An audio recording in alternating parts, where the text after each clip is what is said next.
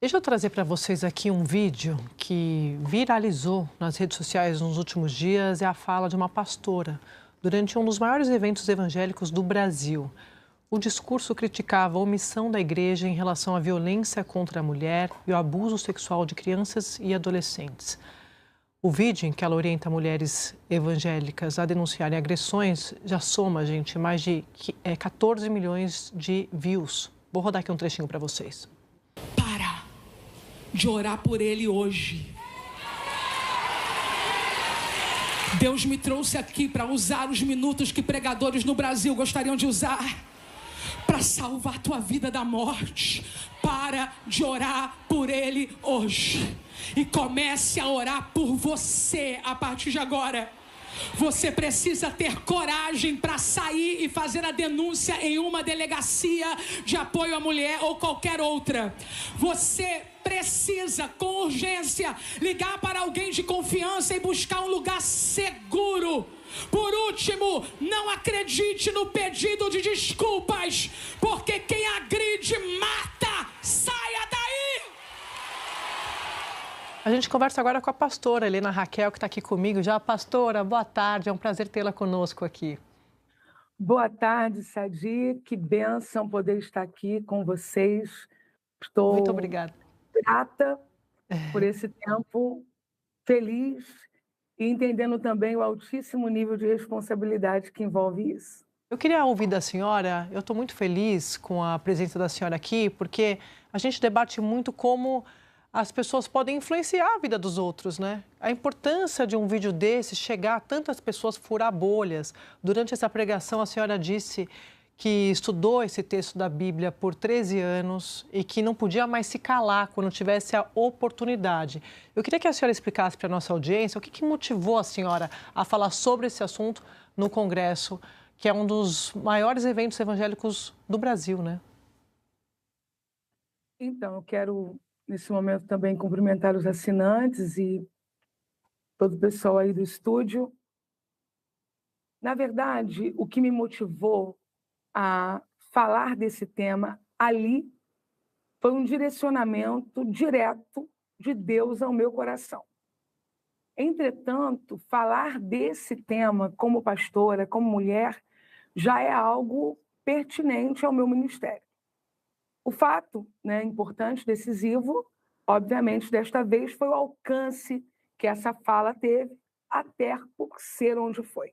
E aí, então, eu digo, por que ali? O Congresso de Neus Missionários da Última Hora é um dos principais encontros evangélicos do Brasil, que tem também audiência espalhada pelo mundo.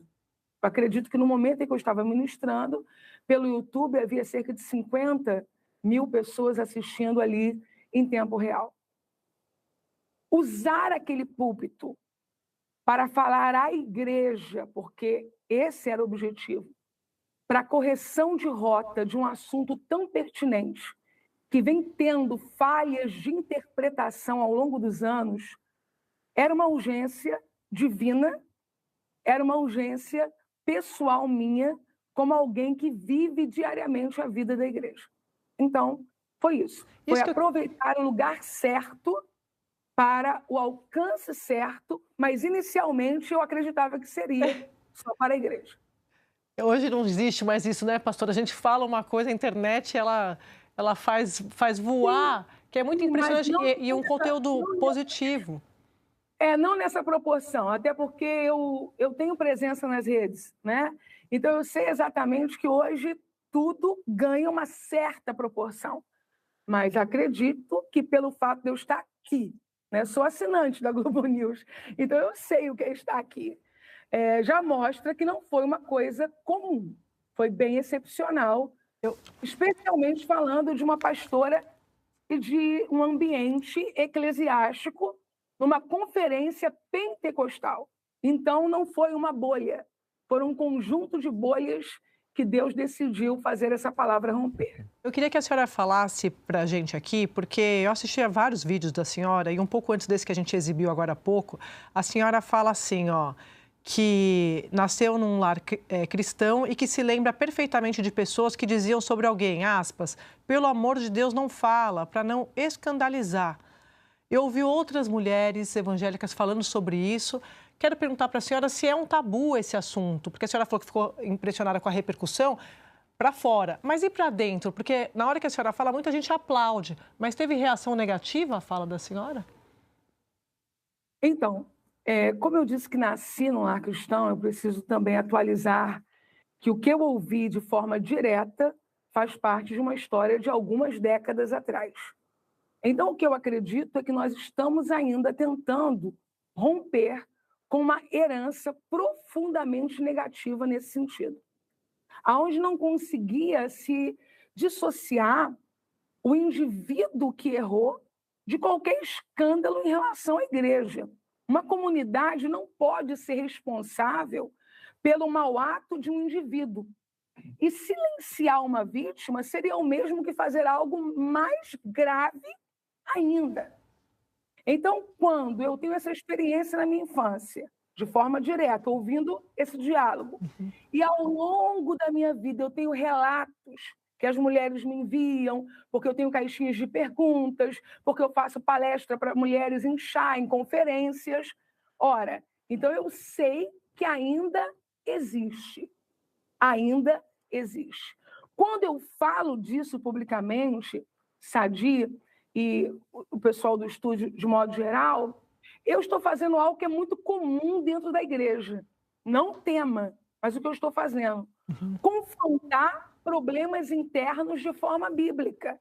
Isso não é uma coisa que a gente não faça, a gente faz e é quase que algo do nosso DNA. Agora, a questão foi sobre o quê? Por alguma razão, ainda faltava um lugar de destaque nacional para essa fala. Eu não tenho dúvida de que outras mulheres, outras lideranças falam disso em suas igrejas, como também não tenho dúvida que isso ainda aconteça e que tenha gente extremamente incomodada por eu ter trazido isso como pauta de uma pregação num evento como aquele. A senhora falou assim também, né, que o pedófilo não é ungido, é criminoso. A senhora faz um apelo ali, aí eu também falando do ambiente interno, para que outras igrejas não assumam, não abriguem homens que são abusadores, são agressores. Fala um pouco dessa experiência também para a gente, por favor. Perfeitamente. Ali o que eu tento, e com a ajuda do Espírito Santo, creio que fiz, pelo menos em relação à maior parte das pessoas que ouviram, é quebrar um mito. Eu conheço o texto, não toqueis dos meus ungidos e não maltrateis dos meus profetas. Há uma discussão teológica em torno dele que não é a pauta para agora, para mim. A questão é haver uma distorção de que alguém precise continuar sendo reverenciado como ungido, sendo um abusador. Continuar sendo honrado como ungido, sendo um destruidor de vidas de crianças, um pedófilo. Então, primeiro eu ataquei essa questão ali para que as pessoas pudessem despertar dessa interpretação bíblica errada. A própria Bíblia diz, o meu povo é destruído porque lhe falta conhecimento. A grande chave de interpretação da Bíblia, queridos, é a própria Bíblia. Então, num todo, quando foi que Deus passou a mão na cabeça de um ungido que tenha tido um comportamento inadequado? Isso é um ponto. Segundo, que você também colocou sobre esse despertar, dizer, não, gente, não é assim, foi a ideia de dizer para as pessoas que estavam ali que são cabeças em liderança. Porque é muito importante que isso também fique claro. Haviam ali pessoas que têm lugar de liderança na igreja cristã, na igreja evangélica no Brasil, e outras que não estavam ali, mas que posteriormente assistiriam, não por minha causa, mas porque o evento tem já essa proporção natural, para nós não repetirmos um erro cometido pela Igreja Católica Romana algumas vezes, europeia especialmente, que era, havendo um problema com um padre, transferi-lo de paróquia. Quem assistiu na íntegra sabe que eu disse que um católico saudável, de bem, com um bom coração, jamais concorda com isso. Se eu sou capaz de denunciar erros cometidos dentro da igreja evangélica, Eu não posso dizer que não houveram na Igreja Católica, porque eu sei que houveram. Agora, eu faço um apelo naquele momento às lideranças porque é uma prática reprovável, recusável, mas que infelizmente existe. Do indivíduo ter uma má conduta numa comunidade e alguém acreditar que a solução para essa pessoa ou para a comunidade é transferi-lo. E não é. Essas pessoas precisam perder o lugar de liderança, se a igreja não tem poder de intervir judicialmente, porque algumas coisas a gente não consegue comprovar, mas se há, no mínimo, uma certeza pessoal do líder que está acontecendo isso, essa pessoa não tem que ser transferida. Ela tem que ser afastada de qualquer possibilidade de continuar repetindo esses atos em qualquer comunidade que seja. Sim, Otávio. Pastor, Otávio Guedes, é triste ter que dar parabéns por uma fala tão lúcida, né? Que o ideal é que não precisasse ter uma fala tão lúcida nesse momento da civilização. Mas, de qualquer maneira, parabéns. Eu queria saber se a senhora já teve retorno. Já teve retorno de alguma fiel que tenha dito, olha, você me tocou, eu estou passando por esse problema e nunca tive coragem, sempre aceitei como sendo algo normal. Inúmeros. Eu simplesmente, depois daquele dia, daquela fim de tarde, eu me vejo imersa nessa realidade. E é tão forte, é tão doloroso, que ainda bem que eu tenho acompanhamento terapêutico, eu tenho um psicólogo, porque é triste, é doloroso demais. Então, a despeito desse primeiro momento em que eu recebo, né, parabéns, obrigado, embora você tenha dito, eu estou dizendo isso em lives, inclusive, gente, eu não fiz nada, né? Isso aí é o que é. Eu sei que, posteriormente, muitas outras questões podem se levantar e quem hoje está dizendo ok, parabéns ou aplausos, amanhã diga uma outra coisa. Como, por exemplo, já tive acusação de estar trazendo um discurso político pró-esquerda para depois levar as pessoas para a direita, aquela coisa mesmo de filme americano.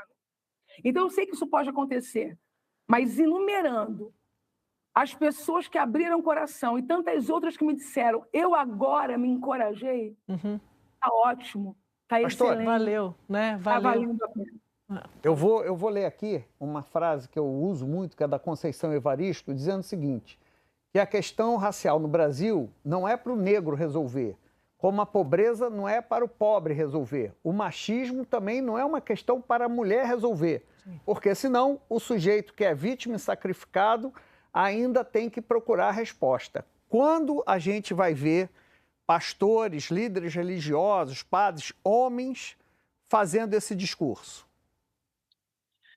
Eu vou lhe dizer, Otávio, que existe, sim, pastores que fazem esse discurso, mas também vou admitir que talvez nós precisemos que alguns que adquiriram, que possuem uma relevância, um alcance, essa é a palavra, alcance maior, também se comprometam com isso.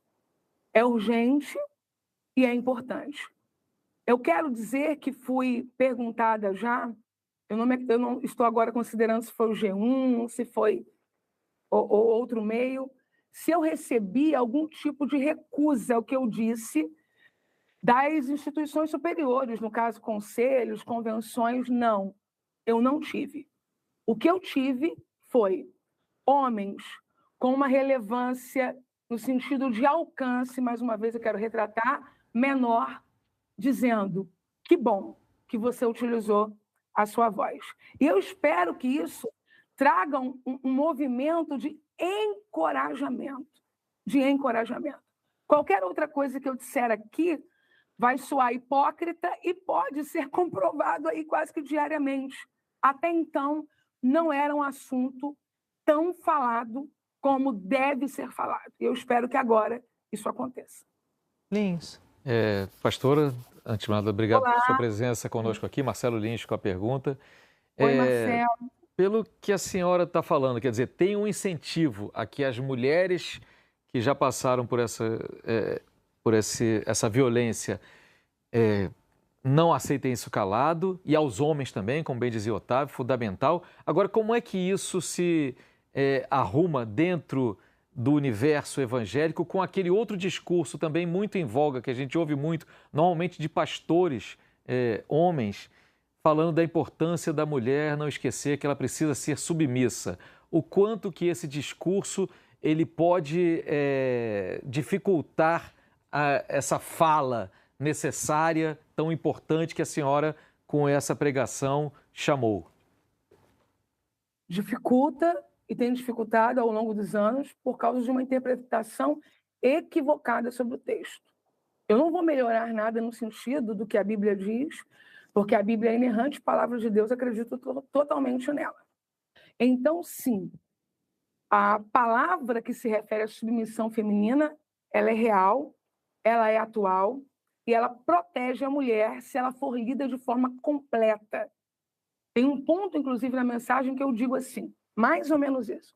Até quando nós vamos pregar a submissão feminina sem falar do heroísmo masculino? Porque é mais ou menos como dizer para um homem assim, ó, assuma, vá à frente, me proteja, me ajude. Eu confio a liderança a você. É mais ou menos isso, inicialmente, um tipo de submissão que faz sentido. Por que que eu ouço meu marido? Por que que antes de eu estar aqui com vocês, eu perguntei a ele, o que você acha? Como eu devo fazer? Porque eu sei que ele está disposto a entregar até a vida dele por mim. Então, se isso não for explicado, vai dar a entender que a mulher tem que ser submissa a um delinquente, submissa a um abusador, submissa a um violento. E os homens que mantêm isso, infelizmente, estão aí nas redes, alguns deles, inclusive, né, fazendo textões sobre o que eu disse. Isso é atraso, tá? Cognitivo, é maldade deliberada e constitui-se, sim, num problema grave que atrapalha os ensinos que eu e tantas outras mulheres e homens estamos trazendo de saudável nas igrejas. Agora, uma coisa eu vou lhe dizer, Marcelo, em o nome de Jesus, porque não é no meu. Eles não vão nos calar. Nós vamos continuar dizendo o que precisa ser dito sobre esse tema, independente de quem se debater por causa disso. Vai se debater e nós vamos seguir, porque é um traço da igreja, enfrentamentos importantes que precisam ser feitos. E por isso, inclusive, eu digo lá, gente, não vamos passar a vergonha do corporativismo nesse tema, porque nós não temos esse histórico. É só você olhar, a partir da reforma, quantas coisas a igreja foi atuante e relevante ao longo dos anos. Por que nessa hora e nesse tema nós vamos aceitar a omissão, nos colocando em situação deplorável na sociedade e, sobretudo, diante de Deus, que deve ser a nossa maior preocupação. Eu estava exatamente, pastora, pegando esse trecho aqui que a senhora fala assim, não vamos passar essa vergonha de fazer um corporativismo ridículo. A única maneira de não sermos coniventes é denunciando. A senhora acha que muitos homens ainda se escondem atrás da fé para cometer crimes? Eu acredito que se infiltram dentro do ambiente religioso homens que querem usar a religião para cometer crimes. Eu acredito que isso, se eu falar da Igreja Católica, eu vou estar chovendo no molhado. Então, eu vou ampliar aqui. O caso João de Deus deixa claro o que eu estou dizendo. Em múltiplos ambientes religiosos, isso acontece. Só que eu não sou uma voz nesses ambientes. Eu sou uma voz na igreja, porque amo a igreja e sou igreja. Quando eu digo não vamos fazer isso, é porque, infelizmente, isso ocorre sim. E algumas vezes, inclusive, por profunda ignorância.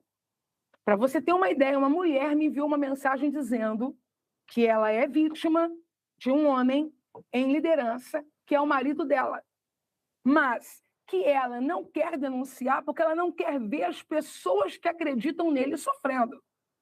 Perceba, não foi ninguém que disse isso para ela.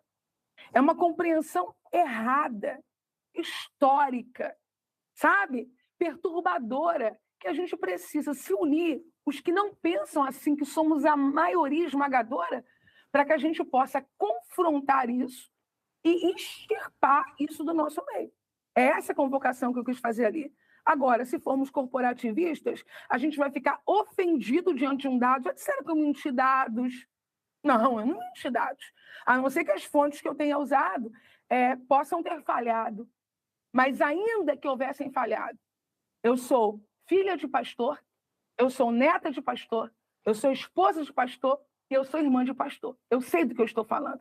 E a única forma digna de enfrentar tudo isso é dizer: temos um problema e estamos unidos para resolvê-lo. Até porque não é um problema da igreja só, é um problema humanitário. Enquanto eu estava aqui com vocês aguardando, eu vi aí uma questão envolvendo um preparador, um professor relacionado à área, né? Aí de treinador.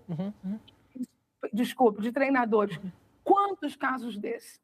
Você imagina se cada médico tiver que omitir ou mentir sobre a realidade do que houveram já de escândalos de médicos que agiram de forma inapropriada. Qual é a única forma de reagir a isso? É dizer: sim, aconteceu. Nós não somos os que fizemos, mas nos responsabilizamos por trabalhar para que isso não volte a acontecer. Pastora, eu queria agradecer imensamente. A senhora parou tudo para nos atender aqui. Eu sei que a vida da senhora é muito cheia. Muito obrigada, parabéns pelo trabalho. A gente está sempre à disposição. Que a mensagem da senhora voz, né? chegue sempre às mulheres, aos homens, às famílias, nessa proteção, porque é uma questão coletiva da sociedade. Todo mundo tem que estar atento e combatendo. Obrigada, um beijo para a senhora. André, eu quero agradecer também e dizer que eu preciso muito indicar aqui uma mensagem minha para as mulheres que sofreram abuso. Eu posso fazer isso? Claro, fica à vontade. No meu canal no YouTube, a mensagem é: a culpa não foi minha. A culpa não foi minha. Eu não posso, infelizmente, cuidar de todas, mas eu creio que essa mensagem pode começar a trazer paz para um montão de gente aí que está precisando. Um beijo para todos vocês. Deus abençoe a cada um. Que vocês tenham aí um restante de tarde muito feliz. Um beijo para a senhora.